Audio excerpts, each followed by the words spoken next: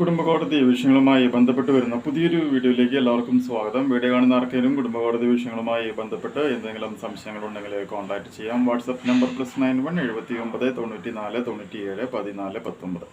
ഒരു വട്ടം വിളിക്കുവാനുള്ള consultation fees 500 രൂപ. ഗൂഗിൾ പേ ചെയ്യുക. സ്വന്തമായി ഗൂഗിൾ പേ ഇല്ല എന്നുണ്ടെങ്കിൽ ഫ്രണ്ട്സിൻ്റെ ഗൂഗിൾ പേ ചെയ്യുക. ഇത് വീഡിയോയിൽ നമ്മൾ ഡിസ്കസ് ചെയ്യാനായിട്ട് പോകുന്നത് ഭാര്യയുടെ ജനറിക് ഇൻകം ഡീറ്റെയിൽസ് ഭർത്താവിനെ Right to Information Act RTI വഴി ലഭിക്കുവാനായിട്ടുള്ള അവകാശമുണ്ടോ എന്നുള്ളതാണ് നമ്മുടെ ചോദ്യം.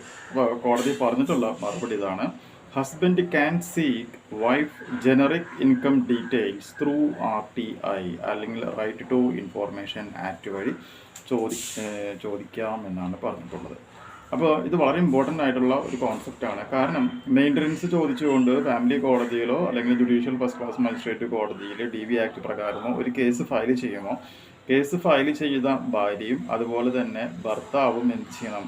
അവരുടെ അസറ്റ് ലയബിലിറ്റീസ് എക്സ്പെൻഡിച്ചർ എന്ന് പറയുന്നത് 2021 വന്നിട്ടുള്ള സുപ്രീം കോടതി ഗൈഡ് ലൈൻസ് പ്രകാരം ഫയൽ ചെയ്തിരിക്കണം എന്നുള്ളത് നിർബന്ധമാണ്. അങ്ങനെ ഫയൽ ചെയ്താൽ മാത്രമാണ് ഈവൻ ഇൻ്ററിംഗ് മെയിൻ്റനൻസ് പോലും അലൗ ചെയ്യുവാനായിട്ട് പാടുള്ളൂ എന്ന് കോടതി വ്യക്തമായി പറഞ്ഞു വെച്ചിട്ടുണ്ട്.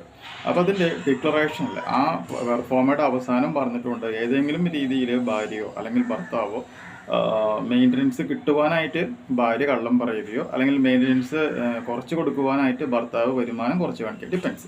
എനിവേ അങ്ങനെ എന്തെങ്കിലും ഒരു സാഹചര്യം വരികയാണ് എന്നുണ്ടെങ്കിൽ അത് കോടതിയെ അറിയിക്കുവാനായിട്ട് എതിർഭാഗത്തിന് സാധിക്കും, അല്ലെങ്കിൽ അതിനുള്ള പ്രൊവിഷൻ അവർക്കുണ്ട് എന്ന് കോടതി വ്യക്തമായി പറഞ്ഞിട്ടുണ്ട്. അതുകൊണ്ട് തന്നെ ഏതെങ്കിലും സിറ്റുവേഷനിൽ ഭാര്യയോ അല്ലെങ്കിൽ ഭർത്താവോ അവരുടെ ജനറിക് ഇൻകം ഡീറ്റെയിൽസ് മറച്ചു വെക്കുകയാണ് എന്നുണ്ടെങ്കിൽ നമുക്ക് എന്ത് ചെയ്യാം? RTI പ്രകാരം അത് ഫയൽ ചെയ്ത് അതിൻ്റെ കറക്റ്റ് ഡീറ്റെയിൽസ് നമുക്ക് എടുക്കുവാനായിട്ട് സാധിക്കും എന്നുള്ളൊരു കാര്യം പ്രത്യേകം മനസ്സിലാക്കുക. ക്ലിയർ ആയില്ലേ? അപ്പോൾ ഇതുണ്ടെങ്കിൽ മാത്രമാണ് നമുക്ക് ഇപ്പോൾ BNS 144 സബ്സെക്ഷൻ 1 പ്രകാരമൊക്കെയുള്ള മെയിൻ്റനൻസ് തുക നമുക്ക് കിട്ടുവാനായിട്ട് കറക്റ്റായിട്ടുള്ള ഒരു എമൗണ്ട് അറിയുവാനായിട്ട് നമുക്ക് സാധിക്കും എന്നുള്ള കാര്യം മനസ്സിലാക്കുക. ഈ ഒരു ഇൻഫോർമേഷൻ നിങ്ങൾക്ക് യൂസ്ഫുൾ ആയിട്ടുണ്ടെങ്കിൽ തീർച്ചയായും നമ്മുടെ ചാനലൊക്കെ ഒന്ന് സബ്സ്ക്രൈബ് ചെയ്യുക, തൊട്ടടുത്ത് കാണുന്ന ബെൽ ബട്ടണും എനേബിൾ ചെയ്യുക. പുതിയൊരു വീഡിയോ മറ്റു വീണ്ടും കാണാം. ബൈ.